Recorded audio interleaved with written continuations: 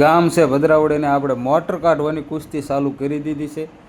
કૂવામાંથી આ મોટર કાઢવાની છે અને આપણે પાઇપ સાથે ઘોડાગેઠ મારી દીધી છે અને નીચે આપી દીધો છે થોડોક વજન, તમે જોઈ શકો છો।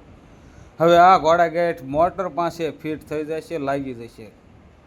ઘોડાગેઠમાં મોટર હતાણ થઈ ગઈ છે અને આપણે દંડો ખેંચી રહ્યા છીએ, પણ આપણાથી દંડો ખેંચાતો નથી।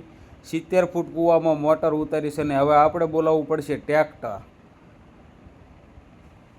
ટ્રેક્ટર આપણે બોલાવી લીધું છે અને ટ્રેક્ટર આવી ગયું છે। મગનલાલ મેસી ટ્રેક્ટરવાળા આવી ગયા છે અને આપણે ટ્રેક્ટર સાથે પાઇપ બાંધીને હવે ખેંચી લઈશું, જેથી કરીને મોટર ફટાકે બહાર આવી જાય। અમારે એવું ગણતરી હતી કે ઘોડાગેઠ મારી દેવી એટલે આ મોટર ઢળે આવશે, પણ કૂવામાં પગતાણ હોવાને કારણે ભીતળામાં ભેળામાં પાઇપ ટેકાઈ જતો ને પાઇપ ખેંચાતો નહોતો। મોટર આવી ગઈ છે પાણી બહારને કાંઠે।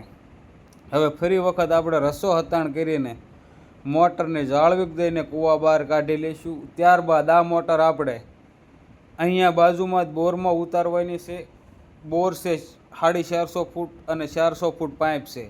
આજે આપણે મોટર ઉતારશું 300 ફૂટ, 375 ફૂટે બોરમાં પાણી આવેલું છે અને આપણે મોટર ઊભી કરીને પાઇપ હતાણ કરી લીધો છે ટ્રેક્ટર દ્વારા અને આપણે મૂકી દેવી બોરમાં મોટર।